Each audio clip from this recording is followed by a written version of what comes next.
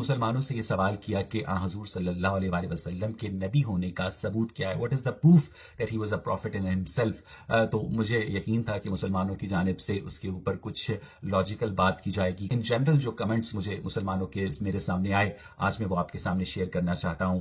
لکی خان صاحب نے اس سوال کے نیچے لکھا کہ ویسے تم اپنے ماں باپ سے پیدا ہوئے، اس بات کا کیا ثبوت ہے؟ پھر بلال خان صاحب نے لکھا کہ تم اپنی ماں سے پیدا ہوئے، اس کا کیا ثبوت ہے؟ اور تیرا باپ اصلی ہے، اس کا کیا ثبوت ہے؟ اویس اقبال صاحب کو شکایت ہے کہ جب وہ حضرت محمد صلی اللہ علیہ وآلہ وسلم کی نبوت کا منطقی ثبوت مانگتے ہیں تو لوگ منطقی جواب دینے کی بجائے انہیں برا بھلا کہتے ہیں۔ اویس اقبال صاحب، آپ کا یہ شکوہ بالکل بجا ہے کہ جب آپ نے نبوت کی عقلی اور منطقی دلیل مانگی تو آپ کو دلائل کی بجائے تلخ رویے کا سامنا کرنا پڑا۔ یہ شاید آپ کے ماضی کے رویے اور بیانات کی وجہ سے ہے، لیکن پھر بھی ایک سچے مسلمان کا رویہ دعوت کے دوران تلخ نہیں ہونا چاہیے، بلکہ قرآن کریم کے حکم کے مطابق حکمت اور بہترین نصیحت والا ہونا چاہیے، خاص طور پر جب اس ہستی کے بارے میں ہو جو تمام انسانوں کے لیے رحمت ہے۔ آج ہم مذہبی عقیدت سے بالا تر ہو کر خالصتاً غیر مسلم تاریخ، جدید سائنس اور انسانی نفسیات کی روشنی میں آپ کو ہمارے نبی کی عظمت سمجھائیں گے اور آپ کو اس دعوے کی حقیقت بتائیں گے۔ آئیے اسے ایک غیر مسلم نقطہ نظر سے دیکھتے ہیں کہ ایک غیر مسلم اسے کیسے دیکھتا ہے۔ جب ہم 7ویں صدی عیسوی میں صحرائے عرب کے ایک انسان کے دعوی نبوت کا خالص منطقی جائزہ لیتے ہیں تو عقلی طور پر صرف 3 ہی امکانات سامنے آتے ہیں۔ سب سے پہلا امکان کہ یا تو وہ معاذ اللہ اپنے دنیاوی فائدے کے لیے یہ سب کر رہے تھے، دوسرا امکان یا وہ کسی نفسیاتی وہم یعنی ڈیلوژن کا شکار تھے معاذ اللہ، اور آخری یا پھر وہ بالکل وہی تھے جو وہ دعویٰ کر رہے تھے، یعنی اللہ تعالیٰ کے سچے نبی۔ آئیے ان تینوں امکانات کو تاریخ اور منطق کی کسوٹی پر پرکھتے ہیں۔ سب سے پہلا امکان، کیا ان کا مقصد دنیاوی فائدہ تھا، جسے دا امپوسٹر ہائپوتھیسس بھی کہتے ہیں؟ ایسا انسانی نفسیات کا اصول ہے کہ جب بھی کوئی شخص بہت بڑا جھوٹ بولے تو اس کے پیچھے دولت، شہرت، طاقت یا اقتدار کی ہوس ہوتی ہے، لیکن تاریخ انسانی بتاتی ہے کہ حضرت محمد صلی اللہ علیہ وآلہ وسلم کی زندگی اس اصول کی بالکل نفی کرتی ہے۔ غیر مسلم ہسٹورین، مورخین بھی تسلیم کرتے ہیں کہ مکہ کے ابتدائی 13 سالوں میں آپ صلی اللہ علیہ وآلہ وسلم نے بدترین ظلم، سماجی بائیکاٹ، فاقہ کشی اور قاتلانہ حملے برداشت کیے۔ کوئی بھی دنیا پرست انسان ایک جھوٹ کے لیے اتنی طویل اور خوفناک اذیتیں برداشت نہیں کرتا۔ قریش مکہ نے عتبہ بن ربیعہ کے ذریعے آپ کو عرب کی بادشاہت، بے پناہ دولت اور خوبصورت ترین خواتین کی پیشکش کی، بشرط یہ کہ آپ توحید کی دعوت ترک کر دیں۔ آپ نے یہ سب یکسر مسترد کر دیا۔ جب آپ صلی اللہ علیہ وآلہ وسلم پورے عرب کے غیر متنازع حکمران بن گئے، تب بھی آپ کی زندگی میں حیرت انگیز عاجزی تھی۔ آپ کھجور کی چٹائی پر سوتے، آپ کے گھر کے چولہے میں کئی کئی دن آگ نہ جلتی، اور جب آپ کا وصال ہوا تو آپ نے کوئی مال و دولت یا جائیداد بادشاہوں کی طرح نہیں چھوڑی، کچھ بھی نہیں چھوڑا۔ معروف برطانوی اورینٹلسٹ یعنی ولیم مونٹگومری واٹ لکھتا ہے، اپنے عقائد کی خاطر ہر طرح کے مصائب جھیلنے کی ان کی آمادگی، یہ سب ان کی خلوص نیت اور سچائی کی دلیل ہے۔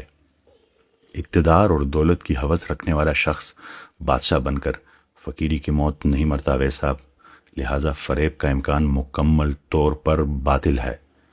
عقل اور لاجک چیخ چیخ کر گواہی دیتی ہے کہ ایسا انسان ہرگز بھی دنیا پرست نہیں ہو سکتا۔ تو آتے ہیں دوسرے امکان کی طرف، کیا وہ کوئی نفسیاتی وہم تھا، یعنی دا ڈیلیوژن ہائپوتھیسس؟ اگر وہ دنیا پرست نہیں تھے تو کیا خدا نخواستہ وہ کسی وہم کا شکار تھے؟ جدید نفسیات اور تاریخ اس دعوے کی بھی دھجیاں اڑا دیتی ہے۔ وہم کا شکار انسان کبھی بھی کوآرڈینیٹڈ، آرگنائزڈ اور لانگ ٹرم اسٹریٹجک کامیاب حکمت عملی نہیں بنا سکتا۔ اس کے برعکس آپ صلی اللہ علیہ وآلہ وسلم نے 23 سال کے عرصے میں ایک ایسا عسکری، سفارتی اور ریاستی نظام تشکیل دیا جس نے عرب کے وحشی اور جاہل قبیلوں کو ایک ایسی تہذیب میں بدل دیا جس نے دنیا کو حیران کر دیا۔ قرآن کریم کے ذریعے جو قوانین دیے گئے، جن میں وراثت، اکنامکس، معاشیات، جنگی اصول، انسانیت، عدالت اور خاندانی نظام شامل ہے، ان میں 23 سال میں کوئی تضاد نہیں آیا۔ ایک غیر متوازن ذہن اتنے پیچیدہ بے عیب قوانین وضع نہیں کر سکتا۔ لارڈ ایکٹن کا مشہور قول ہے کہ طاقت انسان کو کرپٹ کر دیتی ہے۔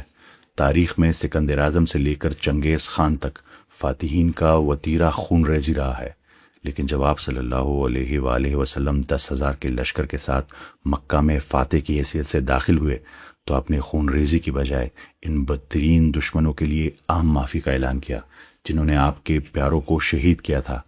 یہ عمل انسانی اقتدار کے نفسیات کے ہر اصول کو توڑ دیتی ہے۔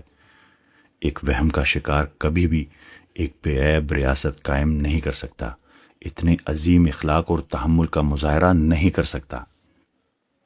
آئیے سائنسی اور تاریخی حقائق کا بھی جائزہ لیں۔ اگر قرآن کریم کسی انسان کا لکھا ہوا کلام ہے تو اس میں ایسی معلومات ہرگز نہیں ہونی چاہیے جو 7ویں صدی کے انسان کے وہم و گمان میں بھی نہیں ہو سکتی تھی۔ کینیڈا کی یونیورسٹی آف ٹورنٹو کے مشہور اناٹمی پروفیسر ڈاکٹر کیتھ ایلمور نے جب ماں کے پیٹ میں بچے کے بننے کے قرآنی مراحل کا مطالعہ کیا تو وہ دنگ رہ گئے۔ قرآن کریم نے ابتدائی ایمبریولوجی کو علقہ یعنی جونگ کی طرح چپکنے والا خون کا لوتھڑا کہا ہے۔ ڈاکٹر مور نے تسلیم کیا کہ مائکروسکوپ کی ایجاد سے صدیوں پہلے یہ معلومات کسی انسان کے پاس نہیں ہو سکتی۔ انہوں نے کہا، میرے لیے یہ واضح ہے کہ حضرت محمد صلی اللہ علیہ وآلہ وسلم تک یہ معلومات یقیناً خدا کی طرف سے آئی ہیں۔ 20ویں صدی میں جدید سائنس نے بگ بینگ اور پھیلتی ہوئی کائنات یعنی ایکسپینڈنگ یونیورس کا نظریہ پیش کیا، جبکہ 1400 سال پہلے صحرا کے ایک شخص نے یہ آیات پڑھ کر سنائی۔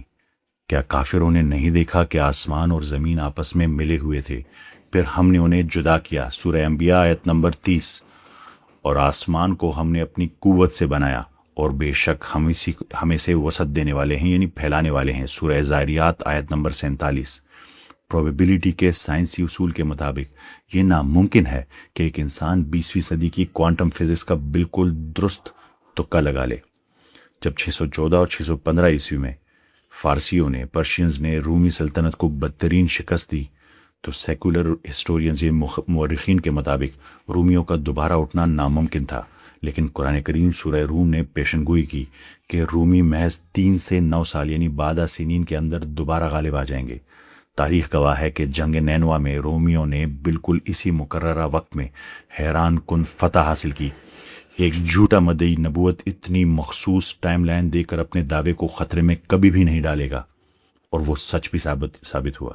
آج کے ماڈرن ویسٹرن ادبی ماہرین جیسے کارل ڈبلیو ارنسٹ اور ریمنڈ فیرن نے ریسرچ کے بعد دریافت کیا کہ قرآن کریم رنگ کمپوزیشن نامی ایک انتہائی پیچیدہ اور پرفیکٹ سٹرکچر پر مبنی ہے۔ اس کا مطلب یہ ہے کہ قرآنی صورتوں کی ساخت بالکل سیمیٹریکل ہے، بالکل متوازن ہے۔ یہ ایک رنگ یا دائرے کی طرح کام کرتی ہے جس میں جو اصل اور مرکزی پیغام ہوتا ہے وہ بالکل درمیان میں آتا ہے اور آگے اور پیچھے کی آیات اس کو سپورٹ کرتی ہیں۔ اسے کہتے ہیں رنگ کمپوزیشن۔ ذرا اس پوائنٹ آف ویو پر غور کریں۔ قرآن کریم کوئی ایسی کتاب نہیں تھی جو ایک کمرے میں بیٹھ کر لکھی گئی ہو اور پھر پیش کی گئی ہو۔ یہ 23 سال کے طویل عرصے میں حالات اور اچانک پیش آنے والے واقعات یعنی رینڈم ہسٹوریکل ایونٹس کے مطابق تھوڑا تھوڑا کر کے زبانی اورلی نازل ہوا۔ آپ صلی اللہ علیہ وآلہ وسلم نے اسے کاغذ پر لکھ کر کبھی ایڈٹ نہیں کیا، کبھی ریوائز نہیں کیا۔ سائیکولوجیکلی اور کوگنیٹو طور پر ایک انسانی دماغ کے لیے یہ 100% ناممکن ہے کہ وہ 23 سال تک مسلسل بغیر تیاری کے زبانی کلام پیش کرے، اور جب 23 سال بعد وہ کلام مکمل ہو تو اس میں ایک پرفیکٹ بڑے پیمانے کا اسٹرکچرل اور میتھمیٹیکل سیمیٹری موجود ہو۔ یہ کسی انسان کے بس کی بات ہی نہیں ہے ویسا صاحب، یہ صرف ایک خالق کائنات ہی کر سکتا ہے۔ اویس صاحب، اگر ہم منطق اور فلسفے کا مشہور قانون جسے اوکمز ریزر کہتے ہیں اس پر لاگو کریں اور آپ جیسے ملحدوں کے دعوے کا تجزیہ کریں جو کہتے ہیں کہ حضرت محمد صلی اللہ علیہ وآلہ وسلم، جیسے میں نے بیان کیا، بیک وقت میں جدید فلکیات کا ماہر علم ایمبریولوجی، لاجواب ریاستی حکمران، بہترین جرنیل اور عظیم قانون دان تھے۔ آپ کی رائے میں اس نے ایک ایسا کلام خود لکھا جس کی ادبی ساخت آج کے سپر کمپیوٹرز کو بھی حیران کر دیتی ہے۔ انہوں نے مستقبل کے بے عیب پیشن گوئیاں کی، جدید ترین مصائب ہنس کر برداشت کیے، کبھی کوئی نفسیاتی دباؤ کا شکار نہیں ہوئے اور بادشاہ بننے کے باوجود فقیری کی زندگی گزار دی۔ اور یہ سب انہوں نے 23 سال تک کامیابی سے آپ کے خیال میں ایکٹنگ کرتے ہوئے کیا؟ یہ مفروضہ سائنسی تاریخ اور نفسیاتی طور پر یکسر امپاسبل ہے، پاسبل ہی نہیں۔ ان تمام باتوں کی صرف ایک ہی سادہ منطقی اور سائنسی وضاحت ہے جو ان تمام سوالوں کا جواب دیتی ہے، اور وہ یہ کہ حضرت محمد صلی اللہ علیہ وآلہ وسلم واقعی اللہ کے سچے رسول اور آخری نبی ہیں۔ یہ کوئی جذباتی دعویٰ نہیں ہے اویس صاحب، بلکہ تاریخ، سائنس اور نفسیات منطق کے ناقابل تردید شواہد پر مبنی ایک منطقی استدلال ہے، آرگومنٹ ہے۔